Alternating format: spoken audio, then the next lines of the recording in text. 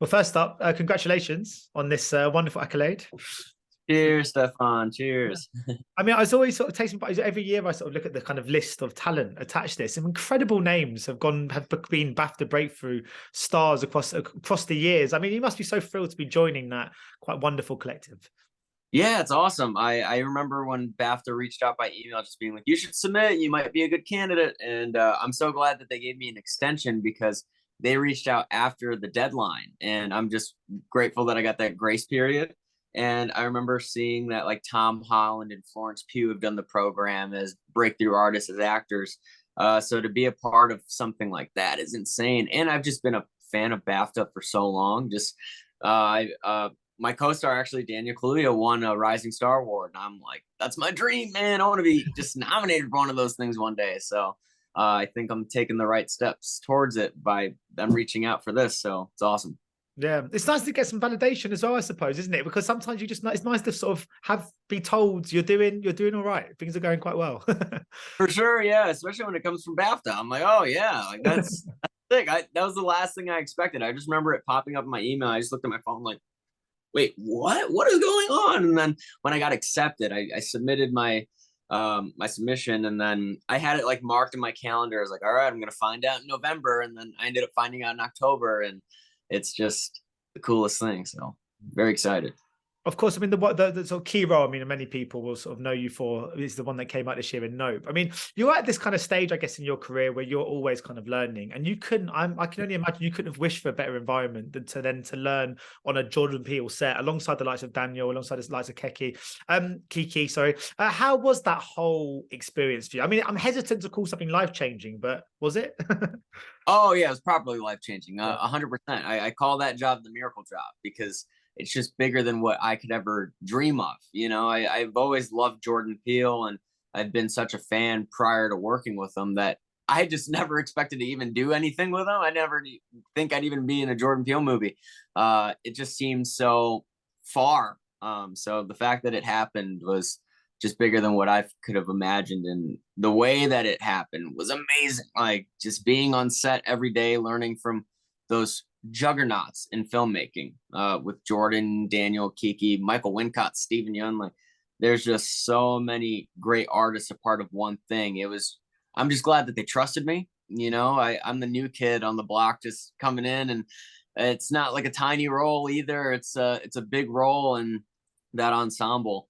So yeah, I'm just so glad that Jordan trusted me and that he saw the vision that we'd all get along, and I'm so glad that we did.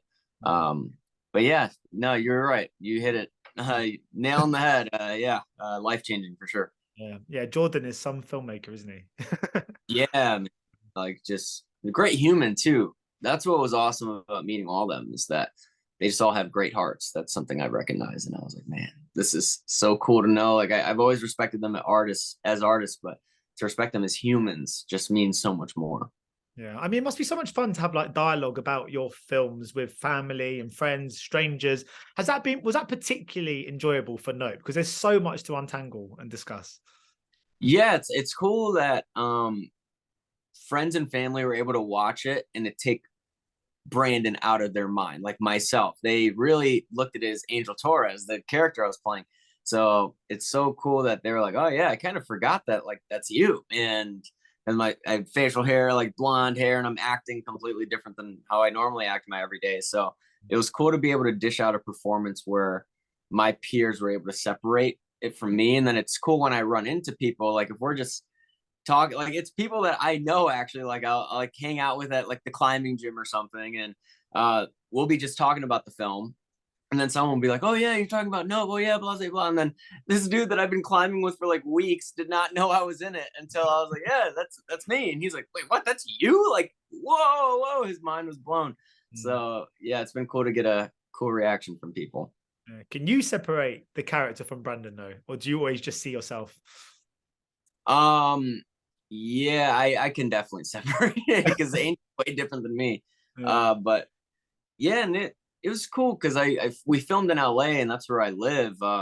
So it was cool to actually do a project for an extended period of time while being home. So on the weekends, it'd be easy to separate. When you're filming on location somewhere else, you kind of get stuck in that world because you're just like in a hotel room, or like you're just like in some Airbnb by yourself, and then you just literally just go to set, come home, and like, so you're just still trapped in that universe and world. So that's a difference that I got with Nope. I'm kind of glad that I got to film at home, because the weekends can bring me back to real life. and so I could be wigging out about working on a Jordan Peele film with my friends that are close friends, instead of me just talking about it through a phone. Like, it just seemed more at grasp and at reach with being close to everyone. Yeah, I mean, talking of real life, I mean, it's been quite a whirlwind couple of years, or year, I suppose, for you now, obviously with Nope, and now the kind of BAFTA Breakthrough kind of accolade. Have you had the opportunity to just kind of take a step back and absorb all of it? Because I guess sometimes in life we can all be a bit guilty of just keep going through stuff and actually not stopping to take it all in. Yeah, I started recognizing the real meaning of spending time with your loved ones and your family and friends. Like, it's so key. And I got to go home for just about like a week and a half. I went to Chicago, and then I went to my partner's home up in Michigan, and we were just up north in the sticks, just chilling. And it was just so cool to be home and just to kind of get away from everything. And that definitely helped me reflect of like, man, I live a good life, and I've worked really hard. And I stuck it out in LA for 11 years in order to get to a point of seeing success in what I've been striving to do. But it really helped me embrace the moments with my family, because I spent so much time away from them. So to be with them and to reflect of like, wow, like this is the important stuff. And I'm so glad that I did take time to pursue this career, and that it's going well, so it can grant me more time with them. But yeah, I've been having those step back moments of like, wow, I'm blessed, man. I feel like I'm in a privileged position, especially with someone with my ethnic background, Filipino, Puerto Rican, to be in a film of that scale is just, it's not really seen much, unfortunately. So and I never even understood the privilege until I started seeing how many people reacted of like, wow, someone that looks like me is in a film of this scale. So it just made me recognize that my purpose is far bigger than just me being a working actor, because that's all I was striving for in the beginning. Is like, I just want to work. I just want to work. I just want to work. But then now I'm realizing that there's a big torch to carry, and I'm happy to help carry it in any way, and just to spread awareness and to get more people that look like me in films. And how do you feel about that kind of responsibility? Because I interviewed as another BAFTA Breakthrough star this morning, and she's sort of a deaf actress, and she said that having that responsibility is something that she takes very seriously, and something she takes a lot of ownership and very proud of. But at the same time, it can be quite kind of like, it can be not drag her down, but it can be an added kind of pressure, I suppose, on her career. Is that something you're looking forward to kind of balancing? And is it something you are you still excited about the responsibility that does come with it being sort of in the public eye now, like you are? I think it's exciting. I mean, of course, I mean, you get nervous with anything. But so there's definitely nerves there, but I think it's more so just excitement of what stories I could be a part of, and what different stories that Filipino or Puerto Rican people have not been able to tell within the art form. So I think that's exciting for me, where I'm like, all right, what can I muster up? What can be important, and what can also be fun, you know? So I think there's a wide range, a variety of different projects and stories to tell. And I'm excited to see what comes after this. And I think being a part of the BAFTA Breakthrough will help me find those right projects. And yeah, got to make sure it's the right next one. And I'm glad that I'm a part of something that's going to help me shape that.